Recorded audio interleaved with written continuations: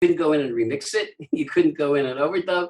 It was just mono, one shot from beginning to end. So he used to do that with songs too. So Bob and Frank produced Silhouettes as a song to shop around. They brought it to Cameo, one of their R&B groups that in Cameo Parkway in Philadelphia. And they liked it so much, they simply released the demo, which at the time was unheard of because indie producers were non-existent. So they were the first two on the planet. They really were, if anybody wants to do any research. And after that, a lot of them came after that, but they were the first ones. So I sent them acetates with me. See, I did me and the piano on tape, and then they made the acetates and we sent them to Bob. And then Bob called me up and he came down to, I was a senior in high school, and he signed me to record a concert. I could play the record for you if you want me to play it for you. The first record I ever made. Because you know why? I don't want to have a takedown. We start playing audio, it always happens, and we have some sort of... Oh, really? Facebook, you remember, we're still Facebook Live, and that's why I try not to play, unless you play it with the guitar, or, you know... Oh, no. Let's not risk it. No, let's not risk it. I know what you're saying. We will not risk it. So I went in, and on my first record with Bob producing it, I wrote all the songs. My background group was the Four Seasons, Frankie Valli and Four Seasons. Yes. And then they did 4 tracks with me. And then about 6 months later, they came out with Sherry and became the huge group that they became. So, but you know, my first background group was Four Seasons. So the Four Seasons was your background group? Yes, at one time, yeah. Yes, at one time. Isn't that cool? Yeah. So that was it. So that was the first thing. So that's how it evolved. So taking us now, we're into the mid-60s, I presume, right? So that goes way back to the very, very beginning of mine. And I never wanted to, and then the art thing, you know, I was always a very talented artist, designer, painter. And I decided at one point that it was time for me to go back to school because my recording career had not taken off. And I had spent a couple of years in New York City doing it. So I went back to art school and took a couple of years of art school because I figured, well, you know, I gotta have something.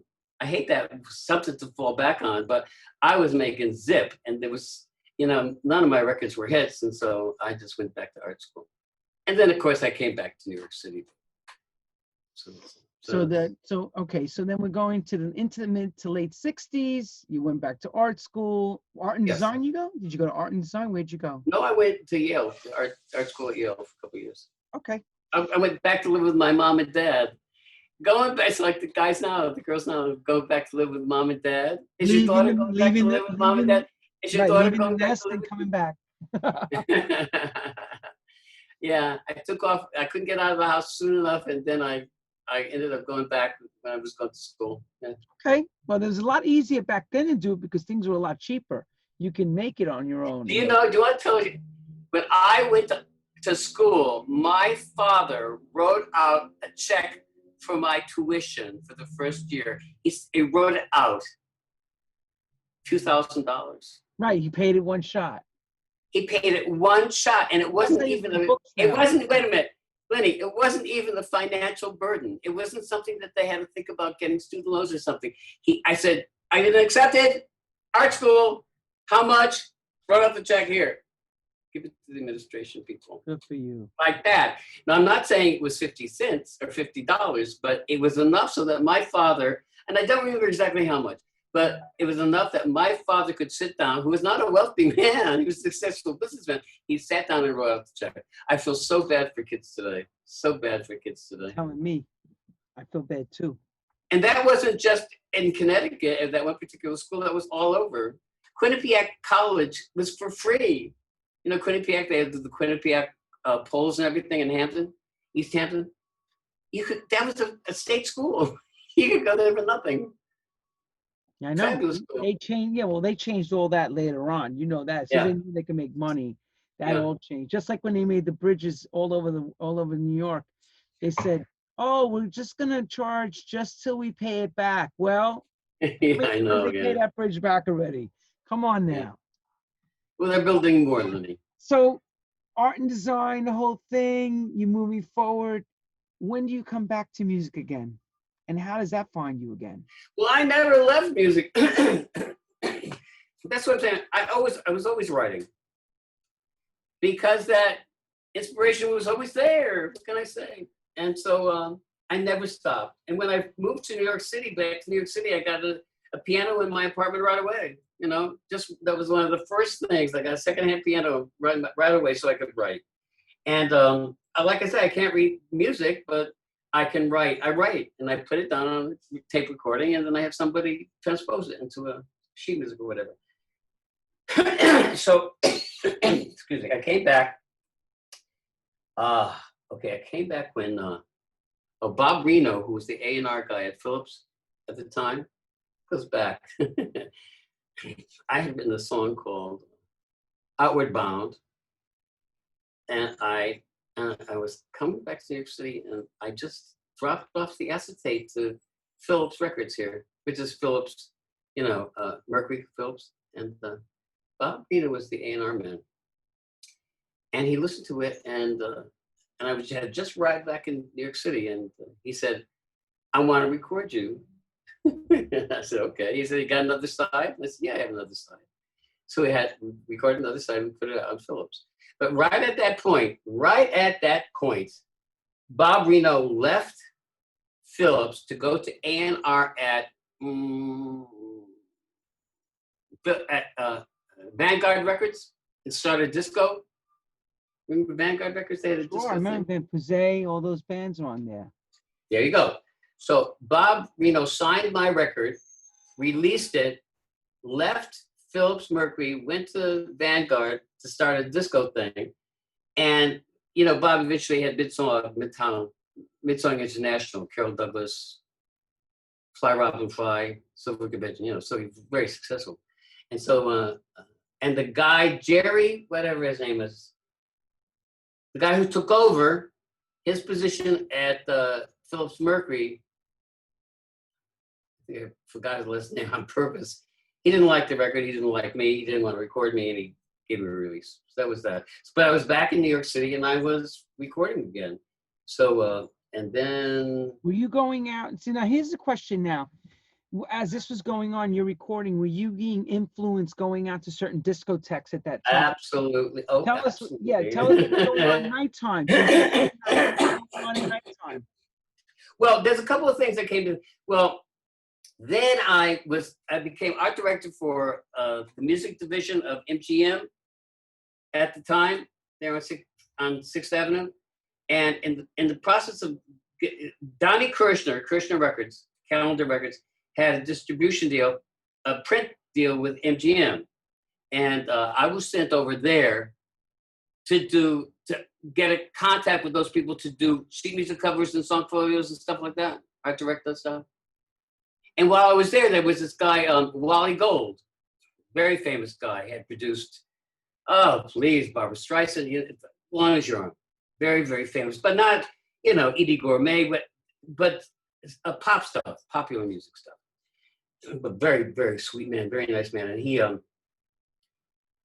one day, I just cornered him, and I said, "Oh, by the way, Wally, you know," I said, "I write songs. Would you like to hear any?" And he said, "Oh, you write songs, Dave? Okay, well, Davey, you know." So I sat down, I played him the songs, and he looked at me like he couldn't believe it, and he said, "Let's go into Donnie and let's play something with Donnie." You know, Donnie Kirshner with Kirshner Music, all those hits that his company had. He had Rock Concert, he had Kirshner Records, he had Kansas, so huge. He had the TV show.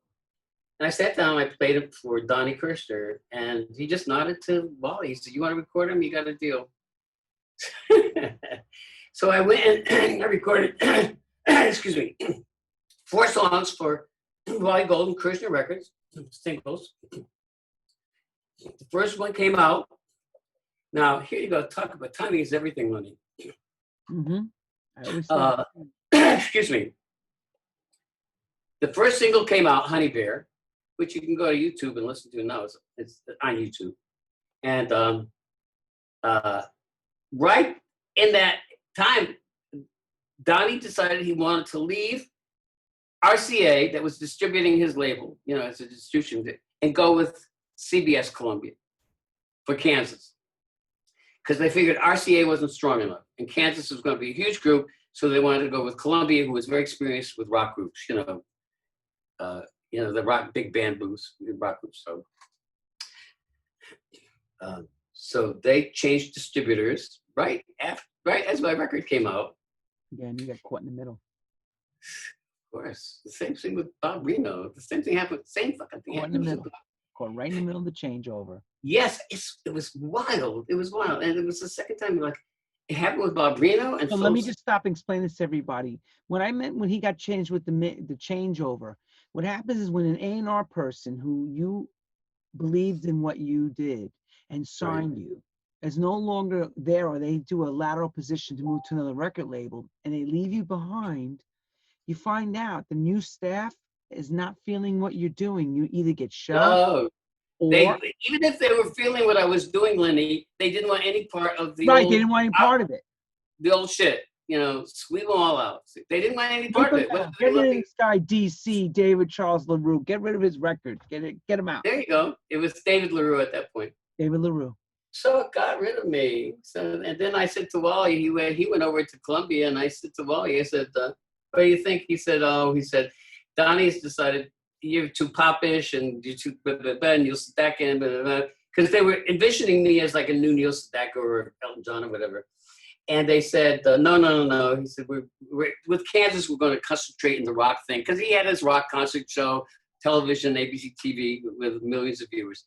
And I understood that. So they weren't interested in re-signing me for the Columbia distribution deal. So then that was just about the time where I was starting to go out dancing. And I had been working for, people think this, I had been working for John Lennon on a freelance basis when he did his Walls and Bridges album and rock and roll. And I had become very friendly with his secretary at the time, May Pang, and his personal assistant, Tony King, who you must know Tony King, because Tony King then went to disco. So Tony King, and then John went back to Yoko. It's an interesting story. It's a true story. John went back to Yoko. That's why we call it True House Stories. and May Pang was devastated, as you can well imagine. Who do you go to after you go to John Lennon? If you fool around with John Lennon, John Lennon's girlfriend for 2 years. So she was so in love with him, and so she was totally devastated. And so then Tony King's friend David Nutter. Now David's brother Tommy Nutter was the fashion designer for all the English groups, all of them, the Beatles, you name it, Gary, the Pacemakers.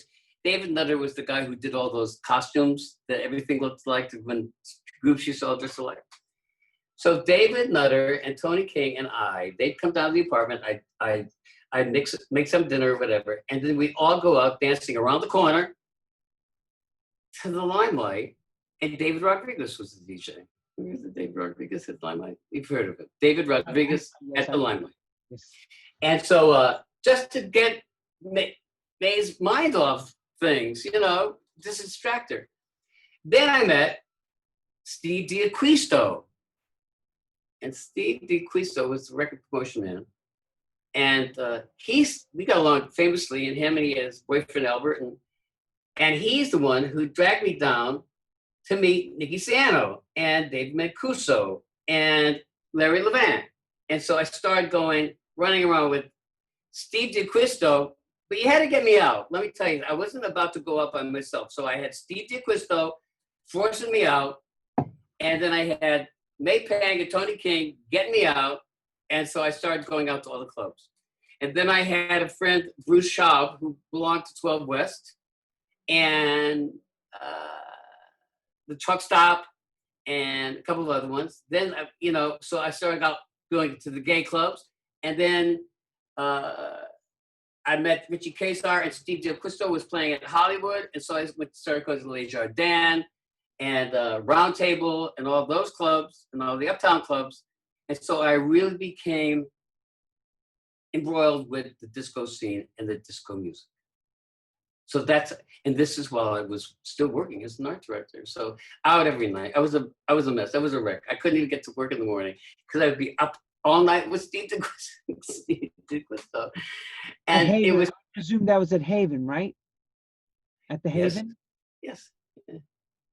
So all of them, you know, at the 10th floor, Steve Burroughs and the 10th floor, I was very fortunate to catch all the landmark clubs at the same time, boom, boom, boom, because I just ran with the right, you know, Steve DeQuisto got into all of them. Steve, what would I do without Steve? Steve is the one who came up with the idea of cathedrals, by the way. We'll get to that in a moment. So that's it. So that's how disco started to affect me. It started to change my life. And I remember, I had, at that point, after the Wally Gold thing and Kirshner fell through, I said, this is it. I was making good money doing art direction. I was working for John Lennon and Janice Ian and 10-Wheel Drive and a whole bunch of people, and enjoying, loving every minute. You know, it wasn't a second job. It was just, I loved doing it. And so what happened was that I had given up any idea, any dream of recording. But yeah, this is what you gotta say. Never say never. Oh yeah. Because I went out to 12 West. I can remember it. Tommy Severese was playing, and I went with my friend Bruce Shaw, who's long gone, bless his soul. And so we went dancing, and you know the punch at 12 West. I mean, you didn't know what you were drinking. You know, you just went and just turned it over, you know, to the drugs. And whatever. What was the drugs at that time like in 12 West? Like what was 12 West? Well, you could get mescaline there, and they had like a little corner where they had the punch and everything and all the dealers. You get the purple mescaline or the green mescaline, and the punch was hallucinogenic, and they also had a good cocaine connection there if you wanted cocaine, and so everything. Garbage. Everything. Was poppers part of a big poppers thing? And ethyl chloride? Yes, definitely. So paint us a picture. You're going out that night. Tom Savarese is one of the big DJs in New York at that time. And at that time, sure. Yeah, 12 West was one of his spots. So tell us. He'd rip off his shirt. Yes, show us. Paint the picture of the night because people need to know that. Please, yeah. Tommy. He was very slim and trim at the time, hairy chest, handsome Italian guy, and he really had a karma about him. He just had an excitement, and so he was one of the old time guys, just terrific, lots of attitude, and so the place was and by 3 o'clock in the morning it was the same thing with the Loft, David Mancuso's Loft. You never knew what you were going to get, and so or how high you were going to get. Same thing with the Paradise Garage. Okay, here we go. So I don't know how I survived those days because I used to get so high. You know why you survived? It's part of my resume. Yeah, you know why? Because you're here to tell us the story. That's why. I guess I am. I'm the one who lives to tell, huh? That's right. You're the bitch that has all the lives to tell. Yeah. So in any case, I'm there one night with Bruce. Dancing. It's 3 o'clock in the morning. We're both just ripped to the tits, and Tommy segues into "Love to Love You, Baby," and it stopped me. Now it stopped me for a number of reasons. The first time I had ever heard it, of course, I was very high, you know, and I was used to long records from the Doors. Excuse me. And the guy, the beat, I was used to 18-minute records. They weren't new to me. The rock stuff, Jimi Hendrix, they would go on Cream, Eric Clapton, Led Zeppelin. They'd go on and on for 18 minutes. And so, but an 18-minute pop record, dance record or something, that was very unique at the time. It was just totally unique. And listening to it, and then the way they reduced it, the way Giorgio produced it and reduced the strings and then introduced the strings and the bass line and then the drum and the way he reconstructed it and built it and then it dipped again musically and it moved the dance floor musically. It was a difficult record to dance to right away because you weren't used to something like that. lots of places cleared the dance floor. Whoops, what he did. He really did. And I'm standing there and I'm saying, maybe I should make this kind of record. Because all my life I had been trying to be something that I was not. I was trying to be a Bobby Rydell. I was trying to be a Dion. I was trying to be a Paul Simon. I was trying to be a Neil Sedaka. People were just, I would sign with them with my music, and then they tried to make me into something that I simply was not. And even though some of the records were very good, I can look back at them now and understand why. And I should be thankful that they didn't really click, were huge hits, because that really wasn't me. You know what I'm saying, Lenny? Yeah, Lenny. No, I understand that. You understand? And that stuff, I mean, as much as I can say that the Wally Gold record, Honey Bear, and Cold on Ascoda, the whole session, was probably the best record I have ever made, bar none. The arrangement was exactly how I conceived it. The vocals were perfect. It was all one-take vocals. The records were produced masterfully by Wally Gold. And as good as they were, they still weren't the essence of what I was as an individual. And I think that's very important. Janice Ian, who's a very good friend of mine, to this day, she's friendly with me. She, working with her on her album covers and whatever, I could not, I was awed by her honesty and inspired by her honesty. She was fearless with her lyrics. And I said to myself, I said, maybe that's, I was always writing about true love and about boyfriends and girlfriends. And I said, maybe I should start being more honest with what's inside me, lyrically, like Janice, like Janice. Well, was and that she knows also... it, and Janice knows it too, because you know what, I was just recently in touch with her, and we talked, reminisced, and she said, oh, I knew all along that you were impressed with my honesty. She said, I could tell as soon as I heard Cathedrals. So in any case, so. But was it the sexual freedom, everything happening around you? Yes, yes. How important was that? How important was Very important, very important. But I have to let you know up front, I'm not being coy or, you know, I wasn't a part of that.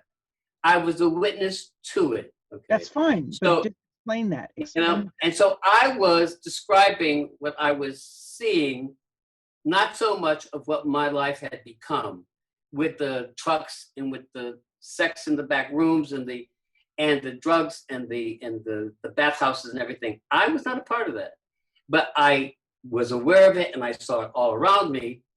And so that's what I was writing about. And it wasn't only gay, it was straight. I mean, you'd go to these straight discos in Brooklyn and Queens or whatever, or at the Bronx, it was heterosexual, but it was the same kind of sexual promiscuity that exists in the gay community. Looking for Mr. Goodbar, remember that movie? Yes, sir. That was what it was like. Yes, it was females. Look up that movie, people. Looking for Mr. Goodbar. Looking for Mr. Goodbar. And people think it was just a gay thing. No, it was a 70s thing. It was a sex, drug, and disco thing that across the board. And so, unfortunately, it did get a gay reputation, but you know, it wasn't only gays. It wasn't only gays. And so, Studio 54 had a smattering of gay clientele. It was all straight. It was all men fucking women in the bathrooms in the balcony getting blowjobs. It was not a gay club. Studio was a straight club, and it was all boys and girls trying to get laid, to hook up and get laid. Okay. With a peppering of gays, Lenny. It wasn't such a gay. So that's what I was talking about. That's what I was talking about. So you're visualizing, you're recording all this, and you're seeing it like a camera, and you're now going home and writing music. Well, so let me wrap this up. So then I say, well, and maybe I should do that. See, I had been learning a lot about myself, and so I had, and the drugs had a great deal to do with it. I didn't pick up my first drug until 1973 or 74. I was like a sober guy, coffee and Chesterfield cigarettes, not even a beer. And when I picked up drugs and alcohol, it was one night at a party, at a Halloween party at a friend of mine's, and I did cocaine and weed and Quaaludes and poppers all on the same night. Oh my God, you must have been a hot mess. Oh, please. And so I remember it was a penthouse over there on, it was a brownstone there on Park Avenue. It wasn't Park Party was this? It was Park Avenue. Very wealthy guy. And I can remember being on the floor in front of the fireplace, rocking back and forth, saying, oh, I found it. I found the secret of the universe. I found the answer to all my problems. God, that first experience of all those drugs, it was like the universe had opened up to me. And that also changed my life as well, because I was fearless now. I was like fearless. And Janice, Janice would always smoke weed. She'd always be smoking dope. And I would never touch it. See? And then that one night, that one pivotal night, that changed my consciousness. Long before my consciousness was raised, that raised my consciousness. That drug-induced experience. So then, and then after that, it was like no holds barred for a few years. But then, so then I'm with Steve DeQuisto, and we're at, a week or two later, we're at the Loft, David Mancuso's Loft. And you know what we used to do? That's where I met Larry Levan, first of all. I used to go to Nicky's gallery, and then we used to go to Dave Mancuso's. And then when Larry opened the Loft, hold on. Garage is later, but let's talk about gallery and Mancuso. Back and forth, yeah, right across the street. Wait. Tell the people, describe it. Like if you were taking me to this place, you were saying Burger King and McDonald's. Give us the idea of what this really was, because people, remember, they didn't get a chance. They know about this, they read about it, but you were on that dance floor in the early part of 99 Prince Street. I certainly was. Tell us all about it. Well, the Loft was, it was primarily gay, but it was mixed. It was mixed. And those clubs, both of them. Now, and the Loft, you know, David Mancuso and Nicky were both gay DJs, but their parties weren't exclusively gay. And with the Loft, with David, that was primarily heterosexual. It was street kids from the Bronx and Brooklyn and the Lower East Side. It was boys and girls who wanted to get together and dance the night away, and then if they still could do something, would leave the fuck later. And the gay crowd at Mancuso's Loft, there was one night, was it? Same thing with the Garage. It was like Saturday nights were the gay nights and Friday nights were the straight nights, but both nights were straight and gay. You know what I'm saying? So same thing with David's club. And David's following was a heterosexual following. And going into the clubs, there were two different fields. Nicky's club, well, like I said, was primarily gay, and it was Nicky was a personality. He was like the star of the show, always the star of the show. and he was wild. He was always the star. He was just always, it was always Nicky was the star. And the crowd was mixed. And you'd go to this great big room, and there'd always be balloons all around. And it was a huge space, and very simple though, a very simple space, just a great big huge room and a DJ booth at the end over here. And you go in, and all the dance was in a little lounge area here, and Nicky would be in the booth. But it was, again, he used to have strawberries that were laced with LSD, and it was very, very druggy experience, but great fun. And then with David, that would be the party elevate, I presume, right? In the sense, it would elevate the party, right? The drug. It certainly would elevate the party for 8 hours, for 2 days. Elevate that nonstop. Even if you wanted to, and that little purple mescalines, you couldn't stop dancing until 5 in the morning, Lenny. So, but Mancuso, 3 in the afternoon, or 3 in the afternoon. That's right. For those that went to Mancuso's parties, the music was a bit lower, more controlled. That's right. Yeah. Nicky's party was. You know what? David played more of a mix of stuff, and he wasn't afraid to play stuff that wasn't danceable. And he cleared the floor many a time with a record that he just thought it was. And you know what he used to play? Chuck Mangione, Land of Make Believe. Da, da, da, da, da. And that's just Satisfield would come, da, da, da, da, da. And he put it on and played the whole fucking thing, which is 18 minutes long. And he didn't care whether he wanted to dance to it. He loved the record of David Mancuso. So here I am. And down, the Loft had various levels. And then it had the downstairs with the bar. And it was like, huge thing. Steve would always have me make the tuna fish with huge cans of tuna fish, and there would be lots of food, and that they would bring in prepared so you could eat a lot, and then they'd have the punch. Well, that was the first time I had. I was such. I don't know. I didn't ask Nikki. No, I'm sorry. I didn't ask Steve. And and you get so thirsty, Lenny, dancing like that. True. And then you don't care you just want to drink and you don't care. Some of the punches laced with I'm so thirsty. And you get so high and you get so high. 4 cups of it, and you go, right, and you're on the moon. Oh, you're on the moon. So here I am with Steve DeQuisto upstairs with David playing. Yes, that's a good point to make about David's music. And he didn't mix. He didn't cross mix. What do you mean he didn't mix? He butted songs together, like Bobby DJ. There was never cross fading. When David played, and so Bobby DJ. You remember Bobby DJ? Bobby DJ, Cathedrals, another Italian. Played the same way. The same way. He didn't cross fade. He played one record, boom, into another record, back to back. No bullshit. And if you couldn't keep dancing, fuck you, Because lots of times he changed the whole pace of the evening by playing a slower song or a faster song and getting everybody crazy because you'd be up here, up like on the roof with something up-tempo thing. And then he'd put in something slow, like Cherchez la Femme. And everybody freak out. Because that's very after. Do you know what I'm saying?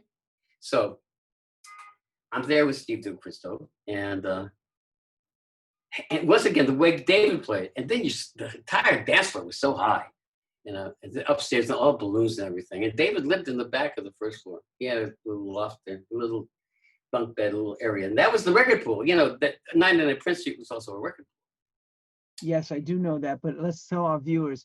That was where the first record pool in New York had its meetings. And in those days, Judy Weinstein was the secretary of the record pool at 99 Prince Street. Before all the record pools were created, it started. That's where I first met Judy. That's right. Ronnie Coles talks about that as well many times to me. Yeah. I always say, Judy got mad at me once because I told somebody the first time I ever met Judy, she was selling loose joints to Steve DeQuisto. And so she got mad at me. Why'd she get mad at you? She's a businesswoman now. She's and she's got a reputation, blah, blah, blah. And so now I say, I saw her giving joints to Steve DeQuisto. She wasn't selling them, she was giving them. And you're asking why? So in any case, that's loose joints. That's how that name came around. So this is all pre. This is all pre. Joints. That group, Loose Joints. Yes. It's all over my face. That's Steve DeQuisto's records because he used to sell loose joints. So they named the group as Loose Joints. So then I'm on the dance floor with Steve, and David used to do this one thing to freak people out intentionally. When you're that high, if you stop and you're dancing your ass off and you stop a record, it could be 2 seconds or 3 seconds, and it seems like an eternity. It seems like forever. You're on the dance floor waiting. What the fuck happened? The music stopped. You know what I'm saying? So then what Mancuso would do is he'd wait about 5 seconds and then play another. But he'd play a favorite, an audience favorite. He'd get silence. Everybody just screaming, ah! Really? They go, ah! And then he put on a favorite and it would be, ah! Like this. So the entire dance floor went up in a scream and hands in the air and waving and dancing and screaming to the record that I don't remember the record, that Dave Mancuso went into. And Steve DeQuisto took and grabbed me and hugged me and he said, discos are the cathedrals of now. And I said, oh, that sounds nice, doesn't it? I should write a song called Cathedrals. And that was it. You mean Steve yelling? Say that once again. What did Steve yell to you? He threw up his hands. He says, discos are the cathedrals of now. Because it was very high. The cathedrals of now. You hear that, people? Yeah. And so I said to myself, I may be high, but I'm going to remember that. Holy shit! I didn't know that. I never knew where that came from. I was always wondering where that came from. And then with all the honesty thing that was welling up in me, and all the sexual things that were happening. So I'm going to stop you for a second. You got to understand something. Lyric just flowed out of me. Wait, so you got to understand, everyone. Steve D'Aquisto at that time was playing also in another club called Haven, and he was also another go-to, like Francis Grasso and a few others at Dave Mancuso's early 70s. And DC's there as part of the scene, living the scene, art directing, still writing music, and this just happens to break in on the middle of a dance floor at the loft. Yeah. Holy shit, this is incredible. So what happens at the loft? Wait a minute. He puts his hands in the air and he proclaims this, and you say, "I'm high, but I'm going to remember this." Yes, Tell me what happens from that point. Go ahead. Well, then what happened is that I came up with this idea to do a concept album of Cathedrals. And if you listen to it from beginning to end, you'll understand what it's about. It's about a breakup. It's about mourning the relationship that's over, and then going out into the streets again, and then into the deep dark delicious night. It's like recovery from the heartbreak.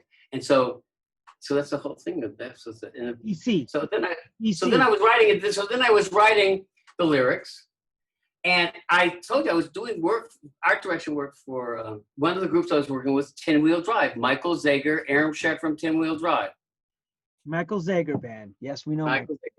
And so Michael Zager and Aram Sheck, and I was working primarily not with Michael, except that I was in touch with Michael, but with Aram. So Aram was here at the apartment, and I said, Aram, I made some records. He didn't even know I had made records 3 years before.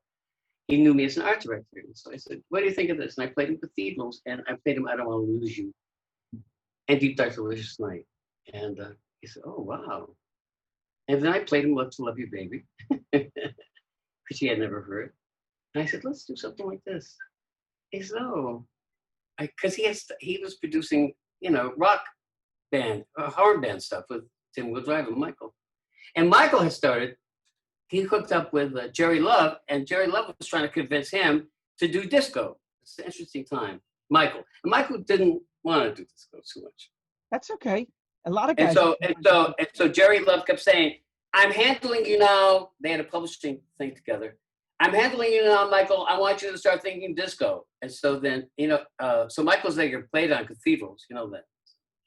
So Aram got him in to play on Cathedrals. All right, hang on.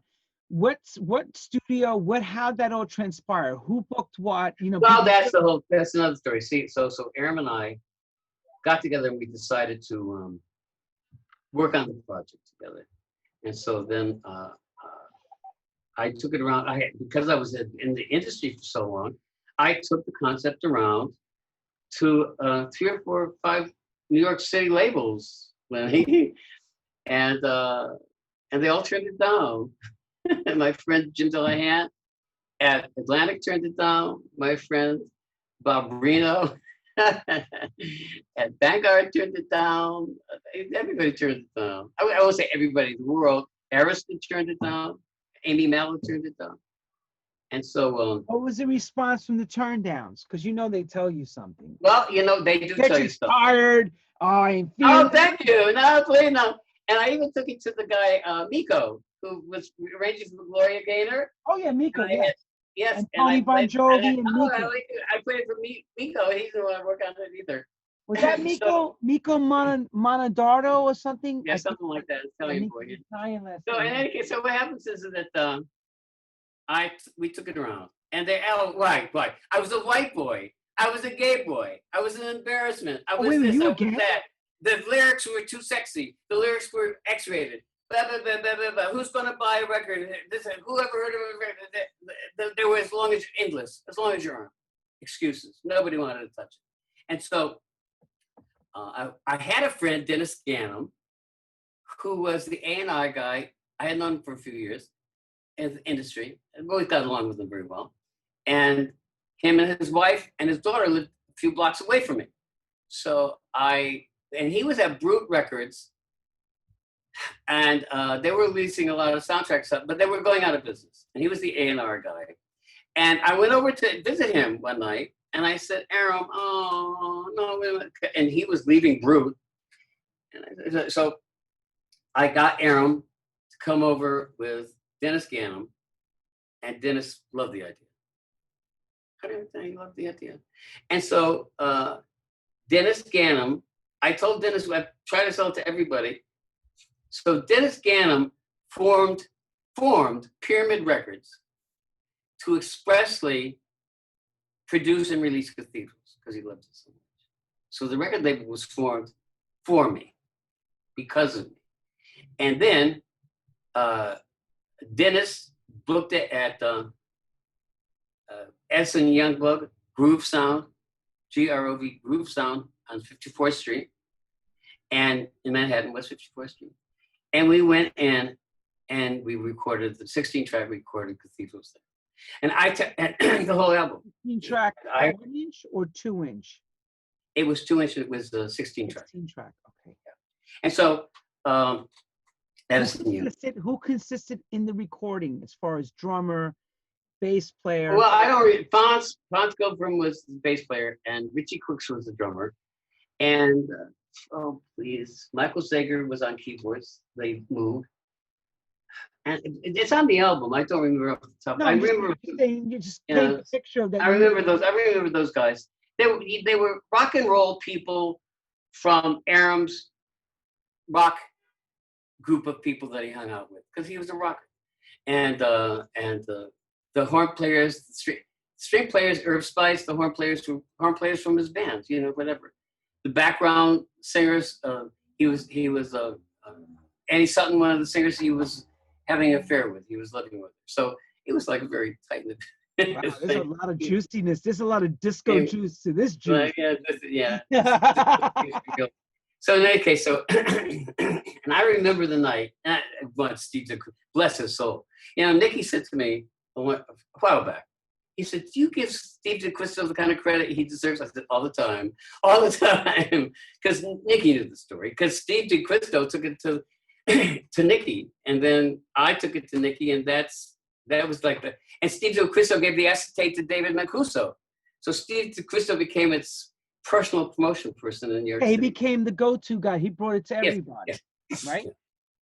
And who's the first that broke it in New York as far as a DJ? Who really broke first one to play it? I think, I don't know this for sure. I think what's your hunch? What's your hunch? If David Mancuso played it right away, he may have been the first one to play it. That's an if, because I don't know. But I know the first one that I'm aware of on the planet that played it was when I handed Nicky an acetate at Gallery personally on a Saturday night, and he listened to it and he played it right away. So I think he's the first one in the world that ever played it. So what? Okay, so you're back at Gallery. You hand this acetate to Nicky.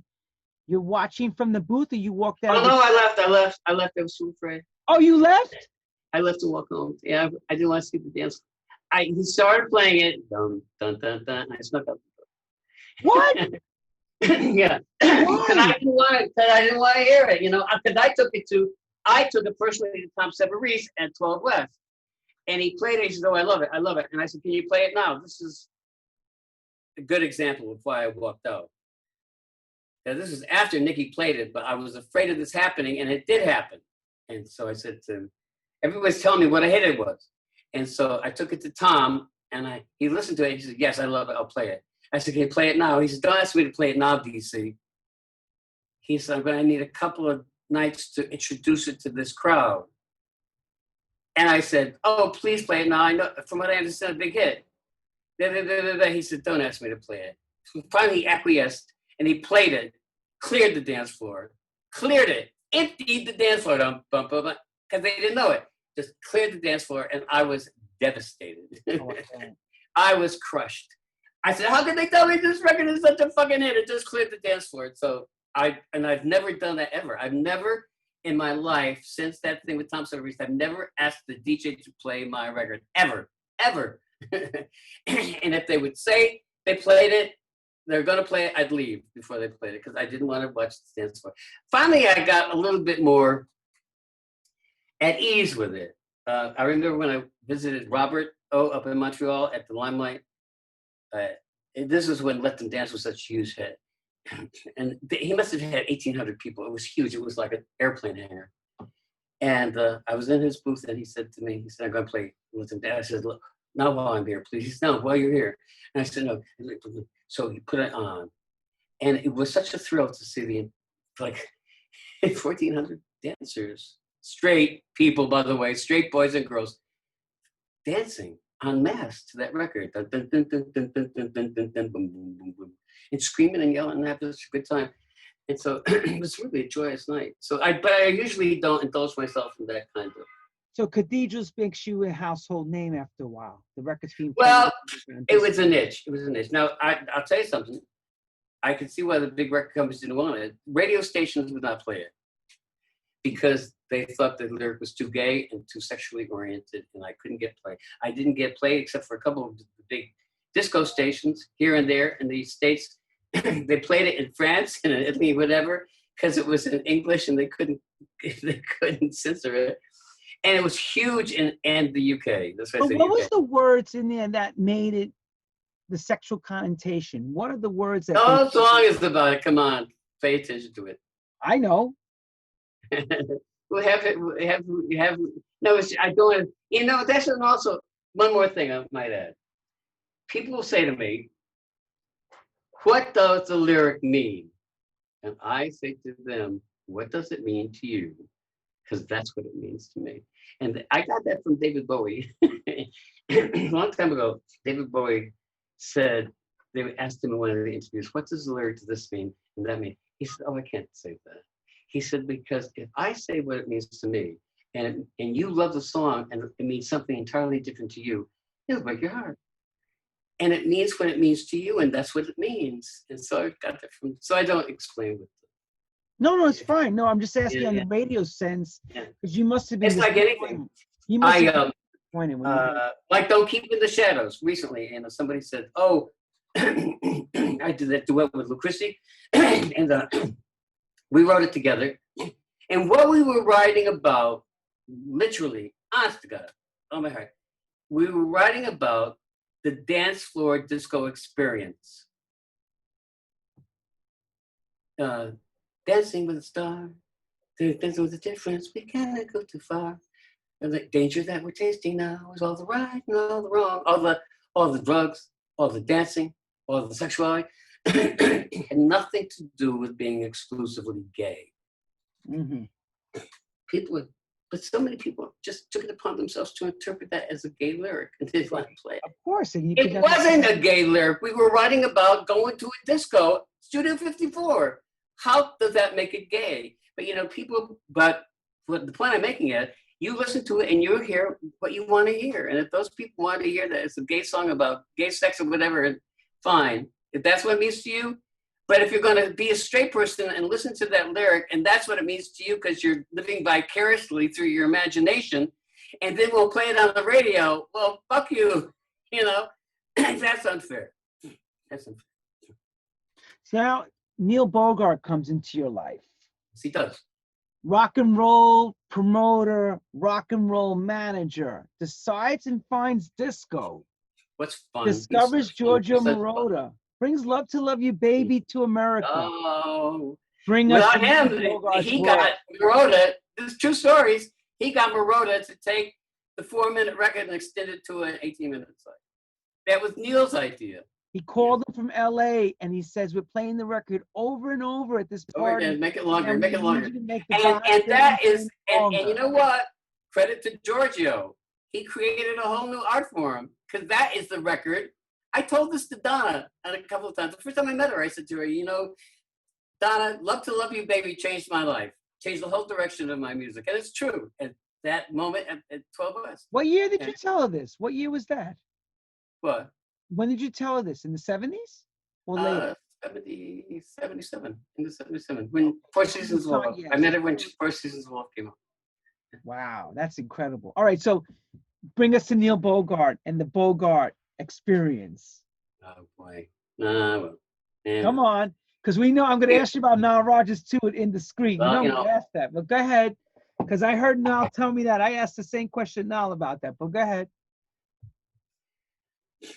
Well, you know, I'm friendly with Neil's grandson, Donna, who's a terrific guy, beautiful family. And he always asking questions about his dad. We're in touch. I just got an Instagram from him with him and his kids. And his grandmother, the kids, Joyce, the grandmother is still alive. You know, she's still alive. And I love Joyce. I just love Joyce. She was so sweet and always treated me like I was like so special with her.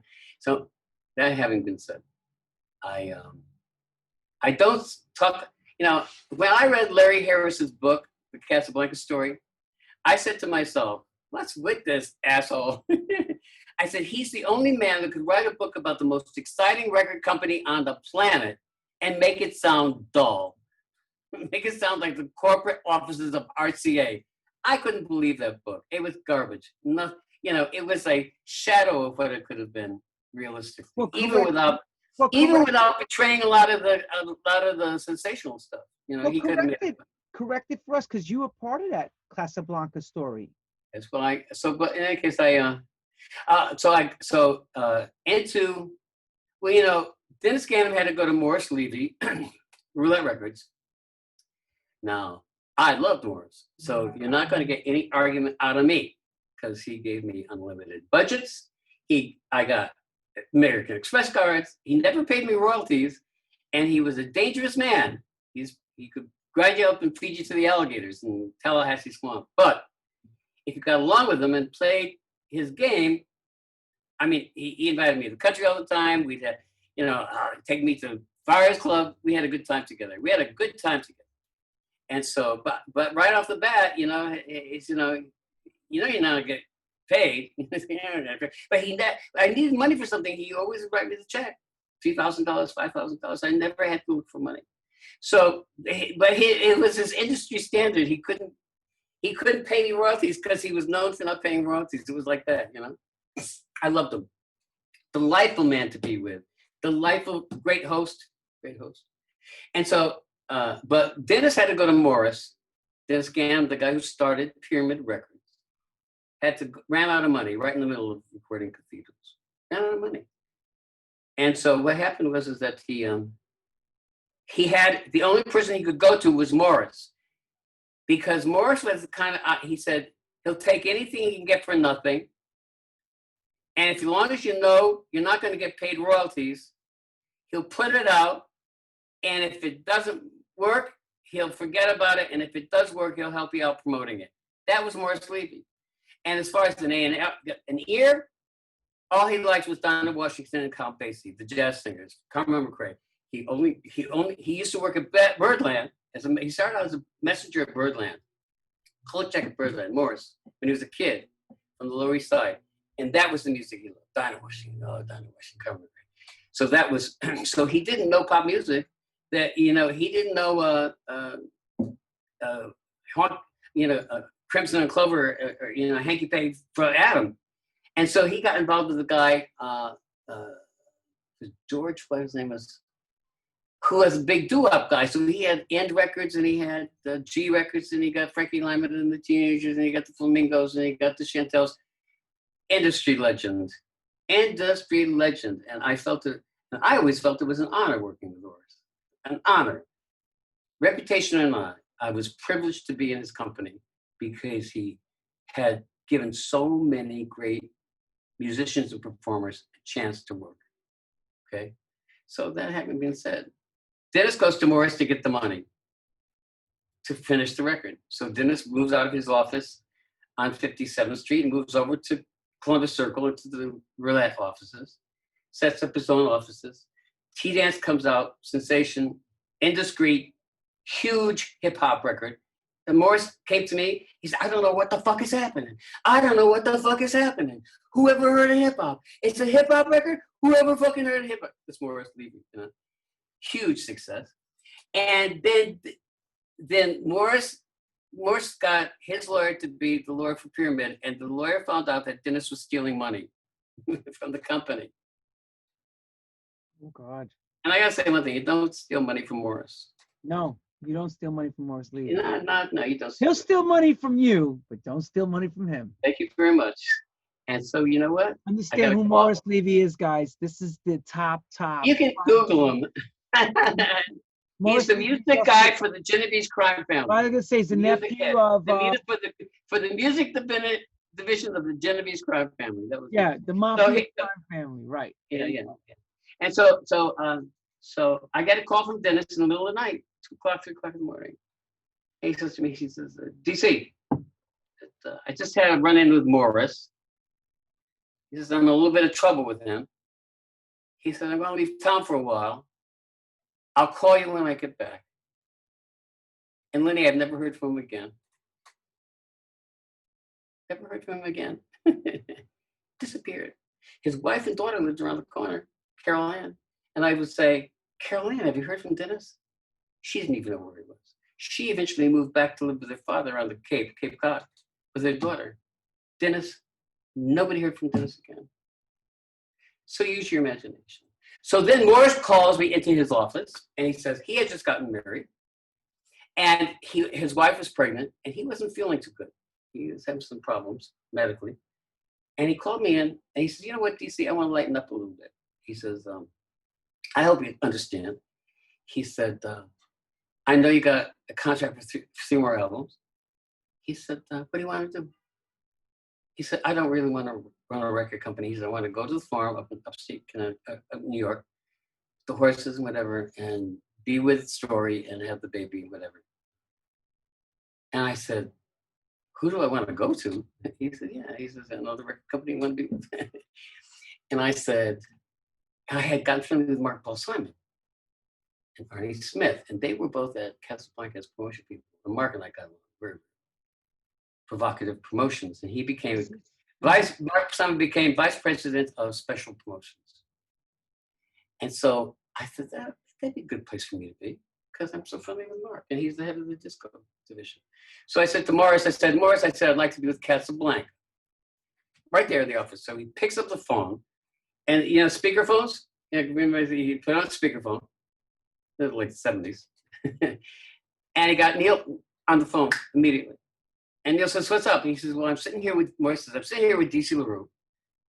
And I've decided because of my health and because of this and because of that, I don't really want to have to deal with a functioning production record company.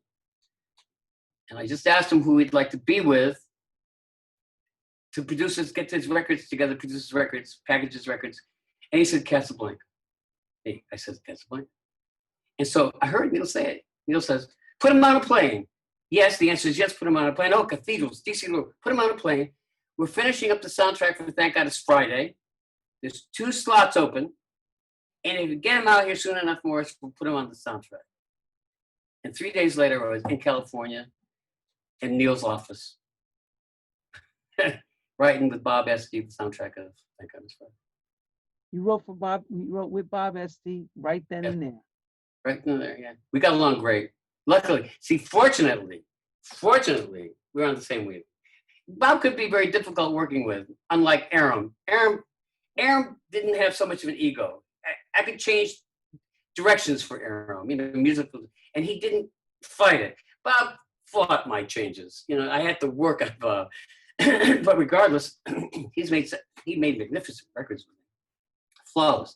So I was working, so we did the soundtrack, and then we went in to do Confessions, and that's how I ended up with. Did you see any of the movie? They just had you. Yes, we did. We had a click track, and for Do You Want the Real Thing, we were replacing the disco scene where the guy's going over to pick up the girl, and that originally had been Love to Love You Baby, but then they decided they didn't want to use To Love to Love You Baby. The other thing was the guy in drag shaving his chest in the men's room. And I saw that, and we had a click track because they make click tracks so you can write, so they can just insert this music, and so that's it. So I said the pickup thing was you're gonna pick up a girl, you see the leg and everything, and you see her knee, and I said, well, if you're gonna pick up a girl and you're at a disco, you say, do you want some coke? Do you want the real thing? So that's how I worked that.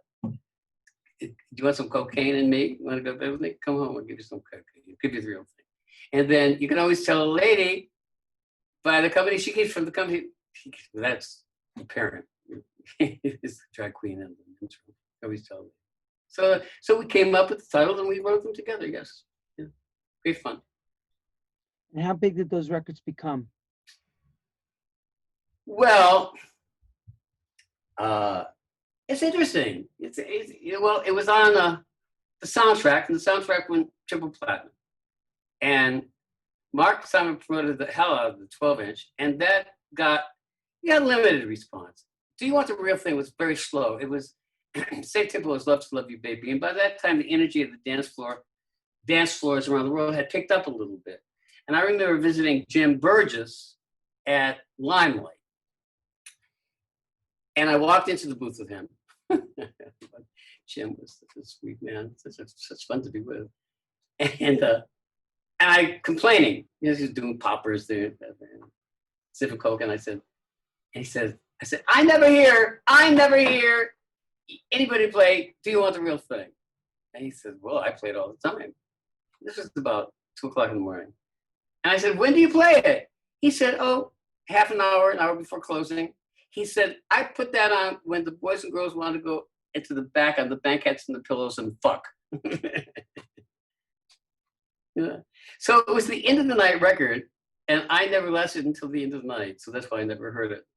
But through the years, it's become a favorite, a disco favorite, and I'm very glad because I loved it, and I thought it's a magnificently constructed record. Bob raised his ass off, and it's the perfect recording, and it's gained in popularity. It really has got a whole cult following now. Well, I know Nile Rodgers from Chic was always inspired by your Indiscreet. Indiscreet, that's right. Nile Rodgers used to play, he's the DJ on the block or whatever. And I said something to him. I sent him a note or something on Instagram. And he goes, can this be DC LaRue? The Indiscreet, DC LaRue? Oh, I love your lyrics. I love your regulars. Yeah. So I didn't know that. All these years, I didn't know that he had started playing my my T-Dance album and my Cathedrals album. That's a great compliment, actually. You'd be surprised. I always say you'd be surprised where your music takes you. Yes, it's very true, very true. Big surprise. And I have my whole audience now is much younger, you know. When the Joey Negro and Z Records did the remix compilation that came out 2 years ago, it was #1 on TrackSource and Beatport, and Juno downloaded for like 4 weeks, the 2 albums. And then the single was #1 for like 7-8 weeks on TrackSource. And then it was the #1 downloaded single, dance single of the year.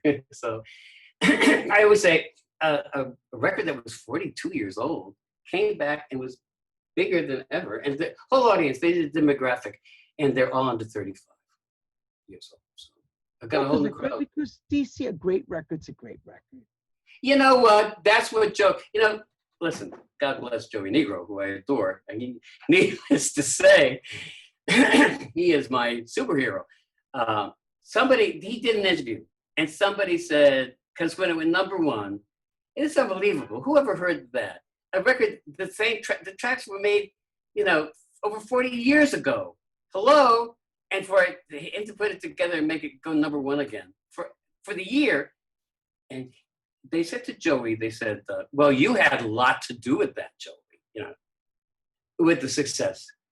He said, without you and your magic remix, blah, blah, blah, it would have never had seen the light of day. And Joey turned around and said, it's what I had to work with. And I had some of the best recording tracks, 16 tracks that I've ever worked with in my life with Cathedrals. And you can only do what you do if the quality is there to start with. So that's what a great friend to say. Yeah, so that's what he said. He said, it's not me. I this is my thing, but if Cathedrals hadn't been incredible from the get-go, the energy, it would have never worked. So that's it. And thank you, Joey. Thank you if he's watching. Thank you, Joey Negro. Thank you, Joey Negro. Dave Lee, yeah.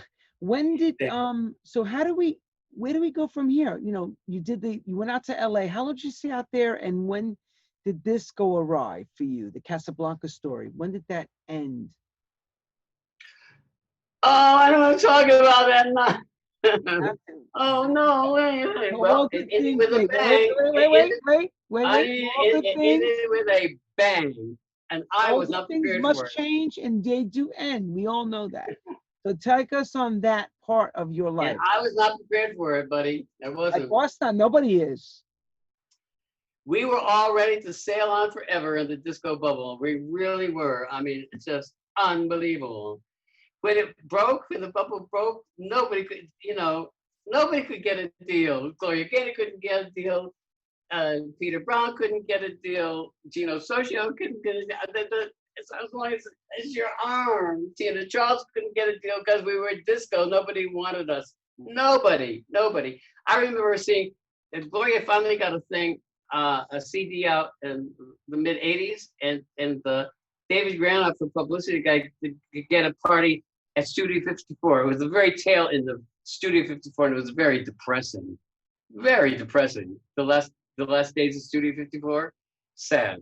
And so we were at the balcony. I was in the balcony with Gloria. I don't think she'll mind me telling this story. And she said, her husband was a gambler, a womanizer. They're not married now, spending all her money. And when Gloria Gaynor, I Will Survive, those huge giant fucking records, she couldn't get a record deal for years. Nobody wanted to sign her until I think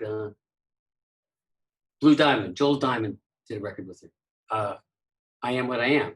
But until then, so she said to me, she said, she had been living in Inkwood, New Jersey.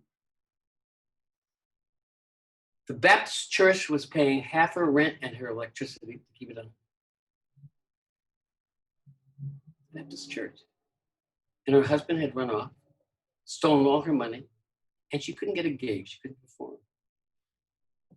Is that a story now? The Baptist church was paying her condos and half her rent. Gloria Gaynor. There you go. Of course, if her husband hadn't been a crook and a gambler and a womanizer, sure, she would live. Yes, but that's where we all ended up. And so I remember Village People, Randy tried to go on his own. Felipe tried, nothing was working. And me, excuse me, when I had one more album to do, and I came back to New York City, the offices in Neil went public with the stocks, did a buyback, leaving Joyce and the family with lots of money, that stock manipulation thing, and then sold the company to Polydor and closed up the Los Angeles office, empty. I went there too after they had cleaned it all out. You know, Neil had done the whole thing like the Rick's Cafe, Casablanca, all the tchotchke stuff from Casablanca, and the chairs and the rugs and the pipes and everything, the brass and the statues, all cleaned out, just hauled out. It was like bare walls. Bare walls. Oh, Lenny, it was so disappointing. It was so sad. And so I moved back to New York City. I hadn't given up my apartment. I had a friend living here.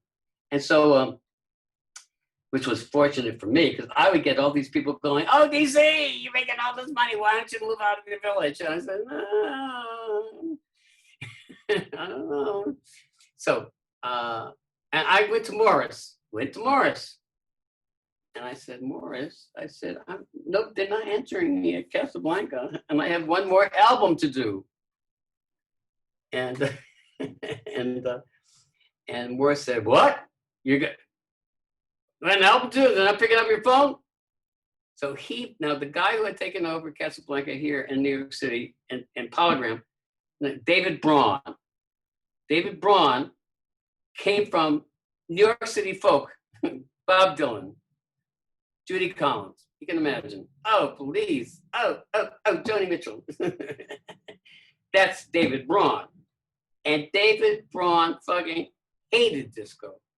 Hated everything that was a part of Casablanca with a vengeance, with a passion. And Morris picked up the phone and got David on the phone, and he said, I'm sitting here with DC LaRue, and you guys, I don't care whether the polygram, but you guys owe him another album. And David Braun said to Morris Levy, you can tell that faggot to shove it up his ass, meaning me. I'm listening on the speakerphone. You can't believe, my jaw dropped. You think it's disappointing? And Morris says, you don't talk to him like that. He's got another album to do, and you're going to furnish the budget. So get used to it. Morris, you don't fuck with Morris either. But that's how I was revered at Casablanca Hologram when David Braun took over. He didn't want anything to do with me or Disco or the Village People or Donna Summer or any of them. Out, Al Constantinos, out, Giorgio Moroder. He didn't fucking care. He hated Disco with a vengeance and didn't mind saying it. So I was very depressed. We went and we did Star Baby with Aram, which I think, under the circumstances, was a brilliant album. It was brilliant. And I got the best reviews of any album I ever did, Lenny. Stereo Review said I changed my performance a lot. And Stereo Review said that I was like a young Mick Jagger. My attitude was so edgy and fabulous. Mick Jagger, comparing me to Mick Jagger. But it was a different vocal approach. But I found it very easy. And you know what I was doing too? Aram and I knew what we were doing. We were also making fun of the new rock wave dance music. We were making fun of it. And when we wrote the songs and everything, we were saying, oh, you think because we're disco, we don't have any balls? So we went in to make an album that was just as good or better than any of those groups were doing down in at the CBGBs, as good or better to make them look silly. And the reviews were brilliant.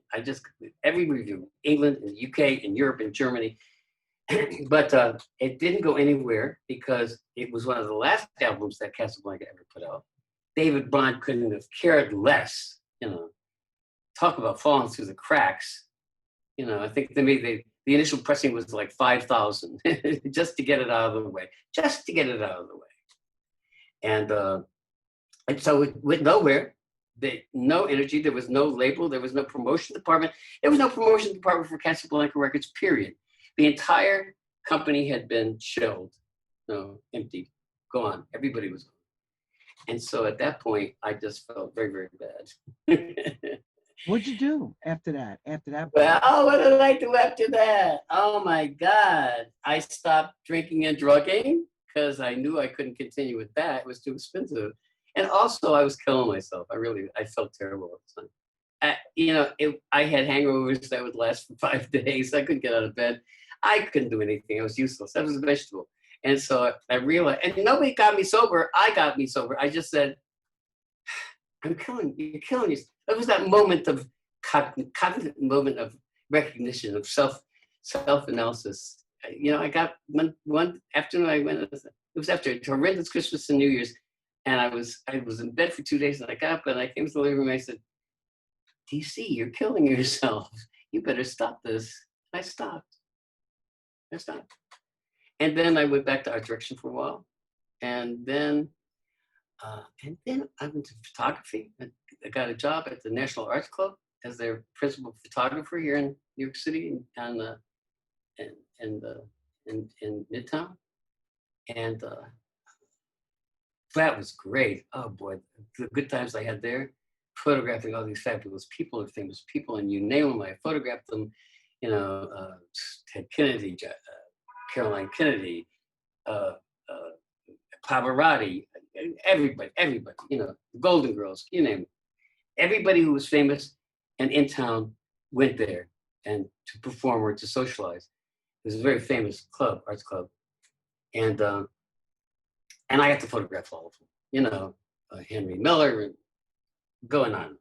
So that Al Sharpton, I can't Cara Lee, that goes on and on. So I have a wonderful photographic portfolio from those years. And then I was working for the president there, Alden James, and he got thrown out of office because his brother was stealing money. Those are great stories. And so the new person who took over, it's like, the new broom sweeps clean. And she called me into the office, the new president, she said, I love your work. I love your work, DC. You've been such an asset to this club for the last 6 years, but we're going to have to ask you to leave the premises. So that was the end of that. But right at that moment, disco started authentically, for the real deal, really started taking off again. The resurgence of interest was legit, as we have never seen it before, as you well know, you and I have known. Mm-hmm.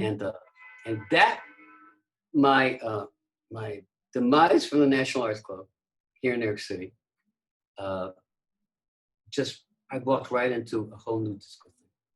I got the Sims back, got my radio show. I got a whole bunch of other stuff going on.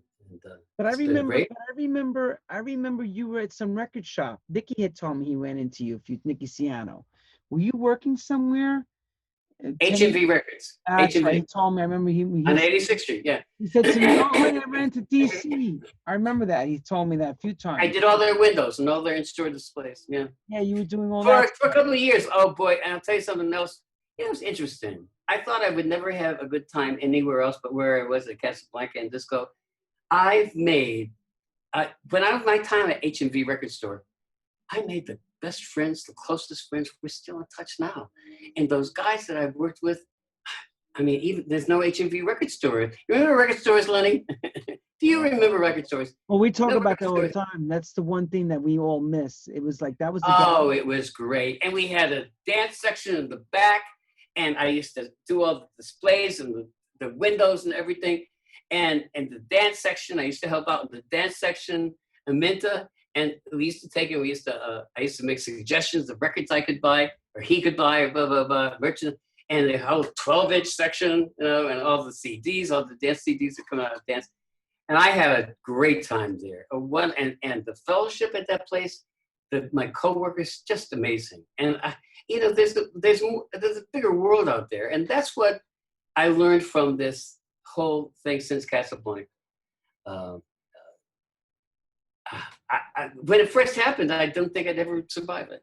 I've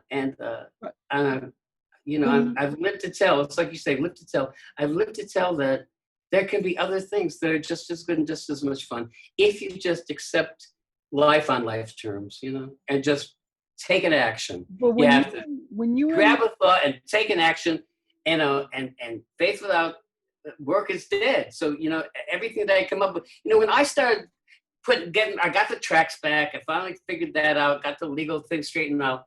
And I decided that I wanted to do a compilation album. And I was going to call Joey Negro. Listen to this. So I'm sharing it with friends. You know what they're saying to me? Oh, he's too important. He's too busy. What would he want to do a remix project for you? I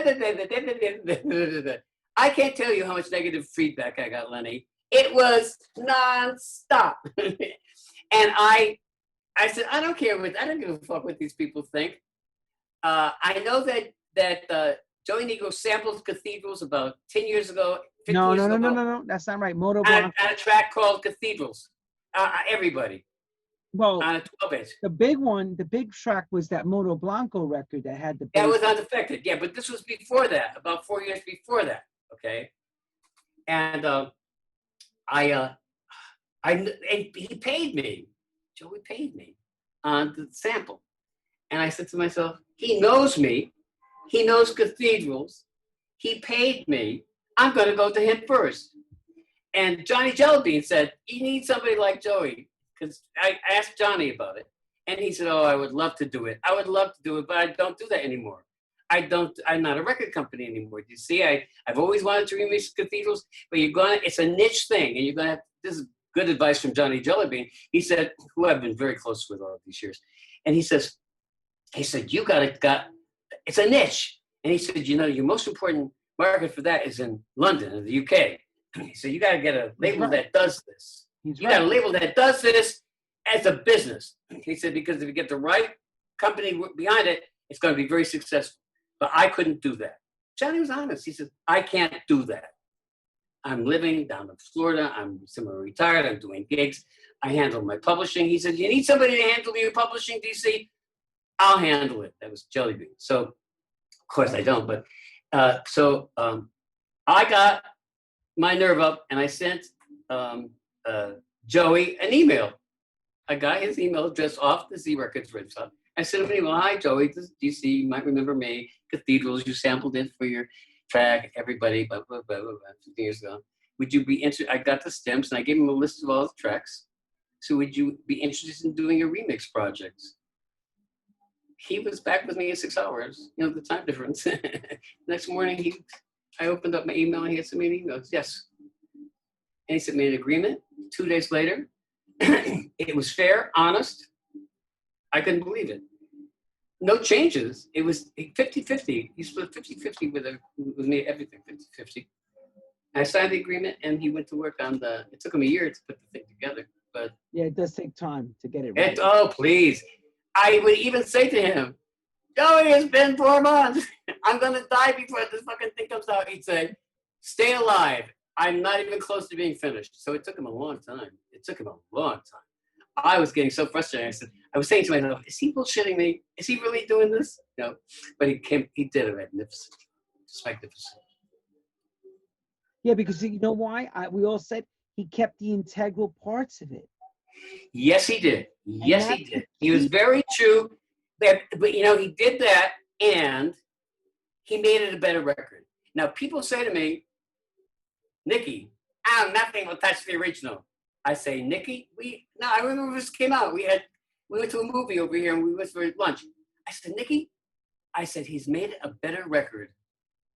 What did Nicky say? Nicky said, no, not a better record. You know what it is? You know what it is? Because all of us. But in my opinion, he made it a better record.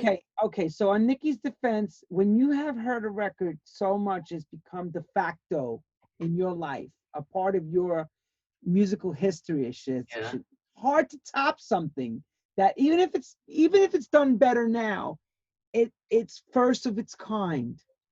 You can't outdo something that happened that was wonderful. For you as the writer, you're talking about it sonically and production-wise. Oh, talking about, he made it sound so great. He made it sound better than when I heard it live in the studio. Sure, because you didn't have the technology back then to make something sound like that. You just couldn't do it that way. No way. There was no way to do it like that back then. You're right. So I understand your argument, and I know Nicky's argument. I could have heard Nicky saying, no. Him with the hand like this. No. That's right. That's how Nicky, if you know Nicky, that's how he would say, no way. No fucking But way. everybody agreed with Nicky that Joey did a spectacular job. Hey, you heard me play it, and you said to me the same thing when you said he did. You know what? Joey got letters from people like Nicky, and from Joey actually got emails from all these guys saying, "Thank you for doing such a wonderful job." Yeah, he did. I said the same thing. Yeah. But I told you. Remember, I said to you, I said, DC, Dave did a fantastic job on that record. Yeah, he did. He's a talented man. But you ain't seen nothing yet. You got to hear the. I keep saying, I'm working with Dr. Packer now. There's a couple of projects that you were talking to me about. Yes, indeed. And I'm very excited about both of them. Now, I got to say, I met Dr. Packer. I didn't know. I knew of Greg from his reputation. Very, and he had gotten more famous and hotter and hotter. Last summer and fall, he was the hottest fucking DJ in Europe, and bar none. I really think, but that's my opinion. I know him, so I knew him, and I knew his work. I was always impressed. I didn't know him to talk to him or anything. So, but he did. Joey got him to do a remix of Indiscreet for the Resurrection record, and I really loved the work he had done. So I took and I sent him he was on Facebook, and I sent him a message on Facebook, and I said, "Hi, it's me, DC. Just wanted to thank you so much for the magnificent job on Indiscreet. I just wanted to say hello." And he got back to me. And we became friends. We weren't even friends. We had to become friends on Facebook. And then, off and on, chit-chatting here and there. And then I sent him, I was going to say, right when in February, when the pandemic had me isolating and everything. And I said to myself, I had a couple of ideas that I had wanted to do. Well, my agreement with Joey is that I couldn't do anything with any of the stuff for 30 months. I gave him a year and a half to sell off. You know what I'm saying? Mm-hmm. Okay. So I was just sitting here thinking, coming up with new ideas, but I couldn't have done anything anyway. So when my 30 months were over, I sent a note to Packer and I said, would you be interested in doing, XYZ ABC? And he said, yes. And I said, are you up for this challenge? Because it's a real difficult thing, I assume. And something that I've had other people try and have failed dismally, just dismal failures. And it's a rough job. It was a rough job. And I said, I guess you have the time now. I said, I guess you have the time now where you're just isolating with your family in Perth, Australia, And he did. So he said, I sent him all the stuff. And it took him about 2.5 months. He also was working on your project, because that's how I know about it. He said, I'm working on Lenny's project too. So what he did with these 2 tracks, just amazing. I'm thrilled beyond belief. Which 2 tracks is he? I can't tell you. But we just signed a deal with Defected, Glitter Books. Okay. To release them. So we got a good company back. So does everybody know these classics exist? Or these are brand new records? They're not new records. I don't make records. I don't record new records. And why? Why don't you record new records? I told you. I know me. No, you're telling the people. Didn't I tell you at the beginning of the interview about Donna Summer? And I've seen too many people. They make. Why would I want to record again? If I made the best record, Lenny, what did I say to you? If you and I got into that studio behind you and we made the best fucking record I've ever made in my entire life, hands down, no doubt, and we released it, you know what the response would be? Oh, can you play Cathedrals? Oh, but I really like the real thing. It wouldn't matter. And I'm not going to work that hard and invest that much time and creative energy into a project. It would take us a long time. And it's not, people, we love the work. But what's Papa all this? wait a minute. Papa loves his work. Excuse me, a new record. Daddy loves his work. But it's work, Lenny. It's work. Wait a second. I'm not going to do it. I'm not going to do it because it's going to go, we'll release it, it'll go like a stone in the water. Wait. So let me use a real nice term. What's these cock tease videos I watch of you with the guy with the guitar, him doing the guitar and you're singing last couple years? What's all that, those recent videos you've been doing? I don't know. I saw a video not too long ago of you singing, a guitar player behind you. I thought it was practically a new record. I'm saying. Oh, no. Those are my in-person. Those are my in-person shows. That was, and my guitar player, Vladimir, he plays, did you see the one of me doing my live performance at Bowery Electric in February? Yes. Best thing I've ever done. Joey Carvalho was there and ran up to the stage after I did Cathedrals and picked me up and spun me around and kissed me. He said, this guy is so amazing. He's everything. Because he had never seen me perform. I've never performed a lot. You know that, right? I know. I don't remember ever getting to see. The only time I saw you was when I never did. I never performed. Well, there was a reason for it, too. Why? Well, when I was a kid, I performed all the time. I was in the school shows and ran a camera review, and I used to go around to the nursing homes, to the orphanages with a group, Castle Craig Players, and I used to sing at, all these charity events. And I sang at a little country radio station, television station in Waterbury, Connecticut. I did little country songs with my guitar. So I always enjoyed performing, but it was like my stuff, I don't know, they never wanted to handle me. Jeff Franklin, the head of Premier Talent, said to me, he was handling Rod Stewart and whatever, Barry White. He said, where am I going to book you, DC? He said, you're disco. He says, the gay clubs only want drag queens, and the straight clubs may love your record, but they don't want to see you. He said, your orchestrations are so huge, they're like very white and love a minute orchestra. He said, but you don't have a big enough fan base to fill up the Roxy. He said, so what are we going to, how are we going to promote you? And he was right. And then when I would do record hops, I was always uncomfortable with record hops. I mean, I would do live shows. Like at Lips here. When Let Them Dance was #1 here in New York City, I did a show at Lips out here under the bridge in Queens. Straight club. The place was jammed. I couldn't move. Jam-packed. Screaming, yelling. I couldn't get on the stage. I couldn't get off the stage. People were grabbing at me, pushing me, grabbing me. Backstage, I was trying to get myself together. People were pushing into the dressing room. There are a lot of people that may like that. I don't. I really don't. I didn't feel comfortable in that environment. And the other thing too is if you're going to perform at a real disco, I don't care what anybody says. Those people don't go there to stop dancing while I come out and sing Cathedrals for 7 minutes and then go back dancing. I don't like that break in the evening. I don't think. And my act as such, I'm not Grace Jones. I'm not outrageous. I'm not Sylvester. I'm not that electric, exciting in person. I'm like, is that all he is? I call it. Really? I mean, what? I mean, I'm not going to come out in bell bottoms and furs and spangles because that's simply not myself. So people, they assume I'm one thing, and then when they see me in the flesh, they're not really disappointed, but they're disappointed. And I'm saying, we love you, DC. Oh, but they're disappointed that I'm not what they perceive me to be, whatever the fuck that was. Now, and I did performing a lot of performing in England. I was at the Lyceum there.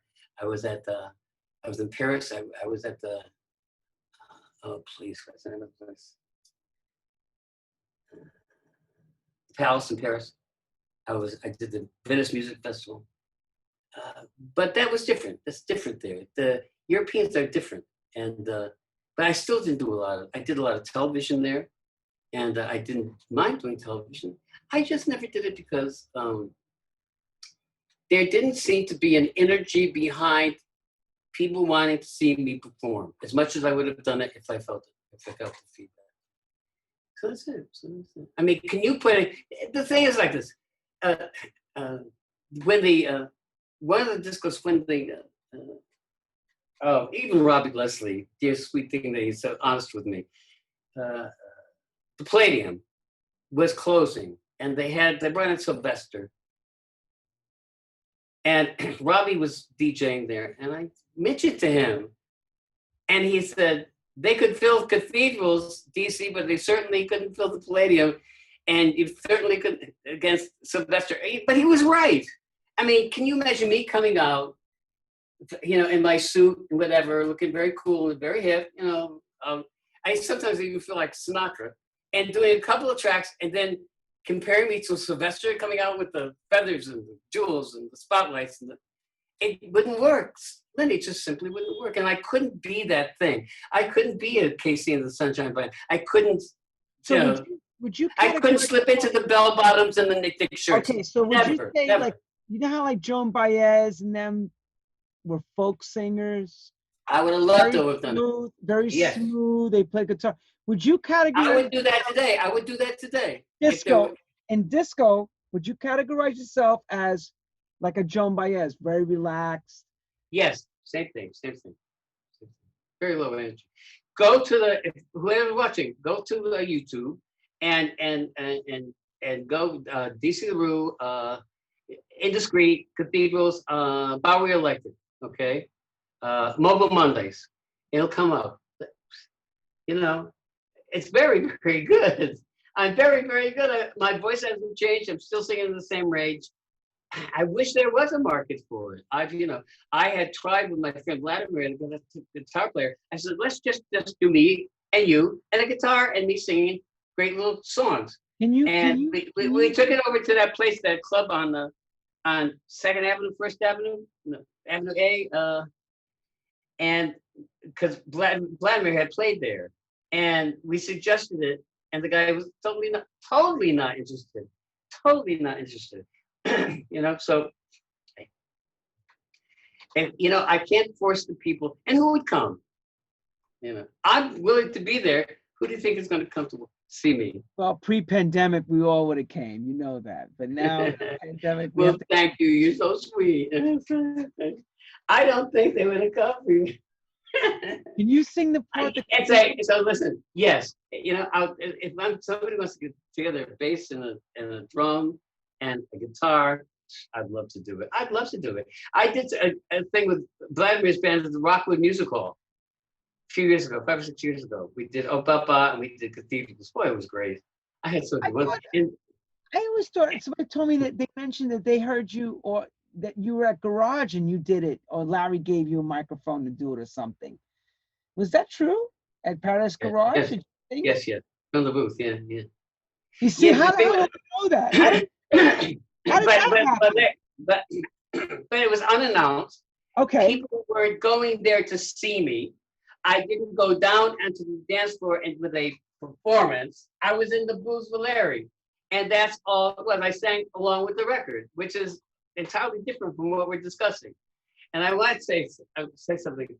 I'm looking at my time. See, everybody, he did perform at Garage. I thought so, but he didn't perform with the marquee way. You know, when Grace Jones did On Your Knees, because I wrote On Your Knees for Grace, and there was a party there that, you know, Keith Haring did all the dresses and the outfits, and I went into the booth with you should have been there. You really should have been there. I was in the booth with Richie Kazar and Dave Mancuso and Nicky Siano and Tom Severese and Tony Smith, you name it. All the big DJs were there in the booth with Larry, and I came in, they all applauded me, which was great fun. And I spent the night in the booth with them. And Grace comes on, she's on a roller thing, she's like 18 feet tall, she's going, and they get down like this, and she's going around like this, down your knees, she's bobbing back and forth like the thing on a clock. She was wonderful. And it was the biggest thrill, one of the biggest thrills of my life. The after party with Grace, that's good. But I don't perform like that at the Garage. I couldn't perform like that at Garage. I would be ridiculous. But one thing about, bless that, Larry Levin. I got to know Larry through Nicky and Steve DeQuisto. And when he first opened the Garage, we left the loft, David Mancuso and loft, and I got into the car with, Steve had a little Volkswagen, and with his boyfriend Albert, and Nicky and I, and Larry, and we all strode into the car because Larry wanted to show me the garage. So we went over to the garage. We all got out of the garage. We walked up there, and it was before, you know, the garage would grow and grow and grow and grow as it got bigger. But the initial garage was the Kochek in the front. You know that, right? Yes. Okay. That little, the room was as big as my apartment. Right. And they were just putting down the hardwood floors, and they hadn't varnished them yet. They hadn't finished them yet. And I can remember Mel Sharon go, "Don't walk on the floor! Don't walk on the floor! Don't get the hardwood floor if you walk on it before it's finished."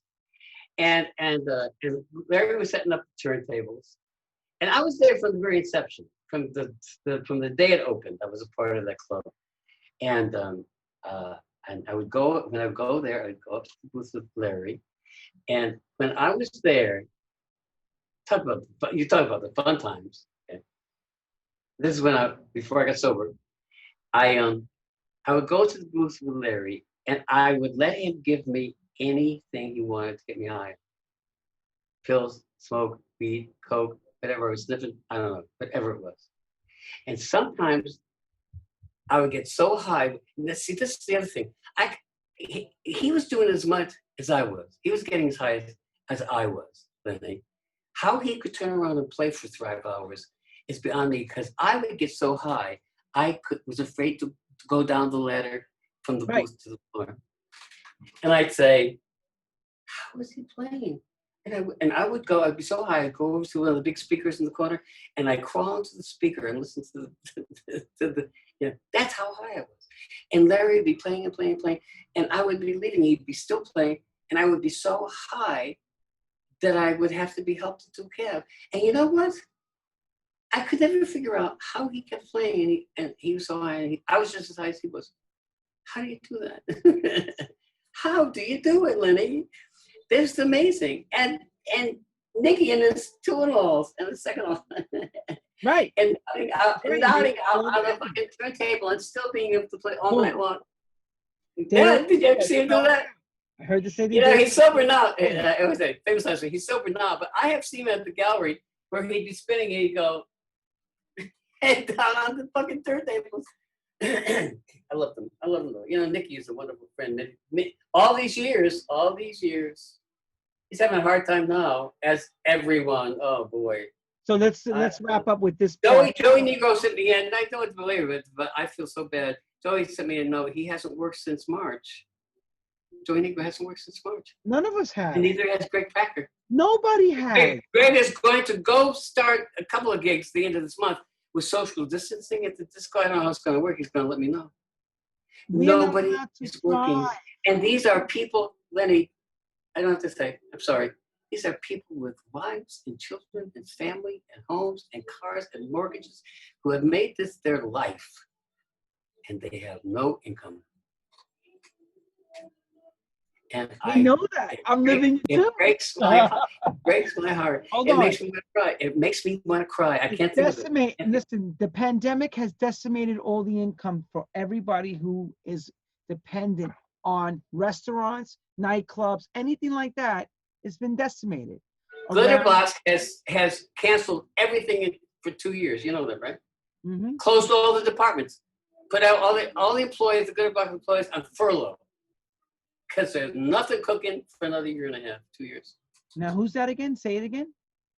Glitterbox, defective. That's right. Glitterbox. Nothing cooking for at least another 18 months, 2 years. But all these people, he let the entire Glitterbox staff, he put them on furlough. I mean, and then Simon did a tweet on Twitter. He said he wishes them all the best of luck, and he has their best wishes. And when they get back on the boards, you know, when they're back on, and he's going to hire them all back. But what does that do? I mean, it's wonderful that he feels that way. Well, the question everybody has is, will there be something to come back to when it's all over? You know what? That's another good question. And we should be talking about this because it affects us all. I wonder, well, first of all, I'm telling you right now, the disco experience as we have known it is over. Over. Even if they come up with a vaccine, like the flu or the pneumonia, it comes back every year. There's a whole rush of hotspots and everything. It's going to exist. People are going to get careless. They're going to stop wearing masks. They're going to think everything is cool. They're going to start spreading again. This particular virus, the coronaviruses are very difficult. They're different.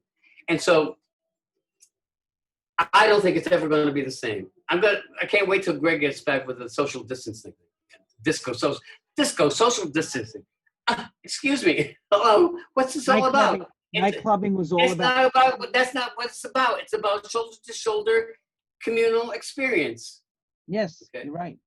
Okay. So now, I think that people are not going to be. It's grown exponentially since they had its downfall. Started cooking again. Started coming up the last 10 years. Last summer, it was at a peak. At a peak. I had never. It was like, oh my God. The music, oh my God. It was like the 70s again. Huge. I know, I remember. Brooklyn was slamming. A new club every weekend. Jammed, lines around the block. Okay, now, it's never going to come back like that. I don't know. I don't think America, I think Europe will. Is it ever going to come back? I don't know. Because what it was is impossible to have again. And on that note, we have to thank him. And God bless DC LaRue. He's been through a lot, still here going strong. And I'm going to tell you, and his new projects will be the bomb. We all know that. We're talking about the oldies project. How much? Got 3 minutes. They have a company that specializes in doing unacknowledged work of famous people before they got famous. And they came to me about 6 months ago and all the stuff I've been doing since 1961, there's a lot of stuff. So they put it all together on a CD, and it's going to be released in about 2 or 3 weeks. I would have shown you the artwork, but they're changing it again. But it's me and all under all my configurations and names and reinventing myself through the years until I got to be. No DC LaRue stuff though. Just all the stuff part. You coordinated as like an A&R man. 27 tracks. Oh, bless. And a couple of released. Who's releasing it? What label? I'll send you the information when it comes out. No, not for me. No. I'm talking about who. No, well, I haven't watched my website. I see they got 2 labels and they can't decide which of the 2 they're going to put it out. Okay, so check DC LaRue's website for more. My website, my Twitter feed, my Instagram. I'm going to talk about it. I'll send you the information for you. I'll post it. I'll send it to you. You can post it. You know, Packers already sent me the projects, right?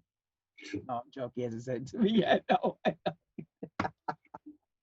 no, he hasn't sent it to me yet. He mentioned he was working on it, though. He did mention it. And I told him good luck on it. But you know what, everyone? You know if Packers working on it, it's going to be Disco 5. I don't want to oversell it, but I'm going to oversell it. DC, I don't want to oversell this new mistake. But I'll tell you something.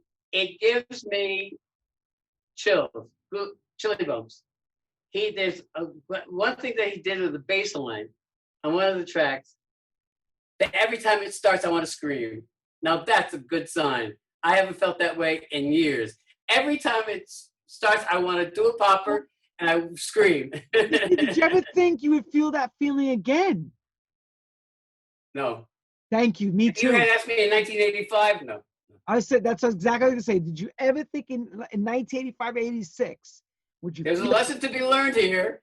And as I said earlier, just live each day to its fullest. Never lose your energies, your dreams. Get something going in your head. Take an action.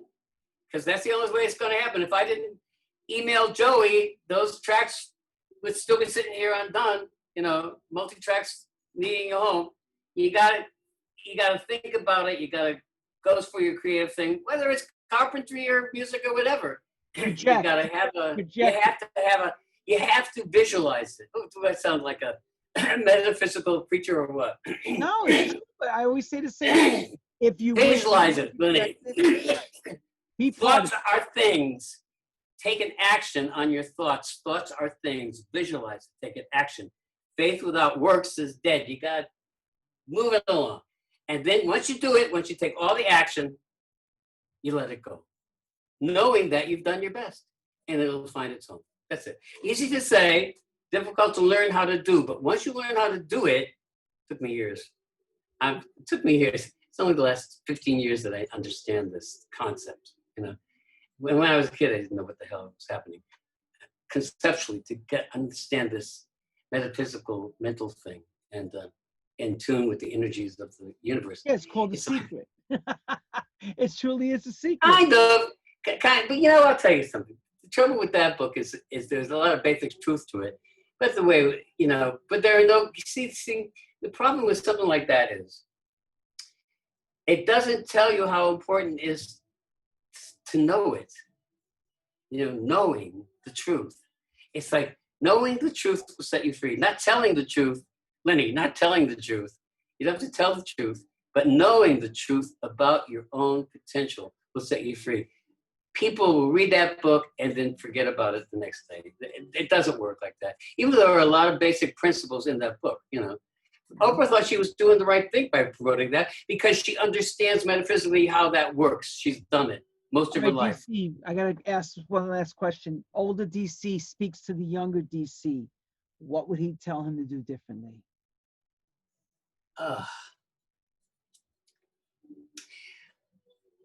Don't waste so much. Honestly, don't waste so much time devoting my energies to drugs and sex. I spent an awful lot of time high, an awful lot. I wasn't promiscuous, but I had relationships. I spent an awful lot of time in relationships that became more important than what I was doing with my life. That's the truth. And I say, DC, stop those drugs. Lighten up. Moderation. Moderation is the key. And I think that's moderation. I would do everything to excess. Even now, Lenny, I can't buy 2 pints of Haagen-Dazs on sale for $5 at the Morton Williams here. I can't buy 2 pints for $5. I will have them both finished in 45 minutes. And I can't stop myself. So the only way for me to stop myself is to not go there, not buy the ice cream. And that's the way. And because, you distract yourself. I would say, DC, don't distract yourself so much bullshit. Thinking. I wasted so much time on negative thinking. Oh, boy. Oh, and I still find myself slipping into that niche today. And I got to take myself back. I got to say, hey, wait a minute. What are you doing again? That negative shit I was thinking? And stop you. You have to consciously stop yourself and redirect your thoughts. Mm-hmm. Ain't easy. It's not easy, Lenny. It's a reprogramming factor. It's very hard to reprogram. Oh, yeah, you're right. And they say people can't change. They can change, but it takes so much fucking hard work that they don't want to put in the effort. They would rather stay as they are. Yes, they can change. I've changed. I have changed so much in the last 40 years for the better. But you know what? Oh, boy, have I suffered through it. And I have worked. And you know what? It takes effort. So people can't. Yes, Lenny, you can change. If you want. But you got to. If you want. That's what I mean. You have to want it. And you have to believe that change can happen. Not to always come out with the idea that it ain't going to happen. But you have to believe totally, 100%. There can't be one iota, one little part of your being that does not believe it's going to happen. You can't. You have to believe. See, that's hard to do, and sustain that belief day after day after day with not seeing any fruition. Very difficult. God bless DC. You're the man. We love you, DC LaRue. I think they think I should be a preacher. Don't you think I should preach? Don't you think I should be a preacher? Icon preacher of the disco. And I can fill cathedrals. Lenny, I can fill cathedrals with my metaphysical spiritual beliefs. I can fill cathedrals at last. I can fill cathedrals. Write that down, children of the disco. Easy Akisto said, cathedrals are our discos. Cathedrals are the discos of now. Say it again, everyone. You hear that? That's incredible. If any highlight we got, that was like mind-blowing. That was Steve D'Acquisto. Mr. Steve D'Acquisto. D'Acquisto, God bless him. If Nikki's watching this, you heard your name mentioned 1,000 times. I'll because online. I'll send Jim him the Burgess, may he rest in peace. Oh, I know. Tom Savarese is out in the Midwest, retired. Yeah. We never mentioned Tom Moulton. Where else? But we have to get Tom Moulton also because he wrote about your record. I didn't know Tom. I don't know Tom. I've never met Tom. And Vinceletти also wrote about your record in Record World. Good friend for many years. We're still in touch. Vinceletti's another big name. So there's been so much disco, and we spoke so much about history of disco, and DC is a part of that history. That's why it's called. Well, thank you. Well, we've documented a lot today, Lenny. Thank you so much, DC. But next week, we got Tony Lee from Reach Up Era. Tony Lee. And I want to thank you all for tuning in each and every week at 2 o'clock New York City time, 7 o'clock UK time, 8 o'clock European time. You guys can actually share this later. It'll be going up. We're also on YouTube. You can catch any of these wonderful stories. We're putting them up on my page. This thing is growing, and we're getting some wonderful people. Yes, DC, you have one last thing you want to say? Goodbye. Bye. Everybody stay safe. Thank you, everyone. Have a good night all over the world. And don't catch this virus. Don't.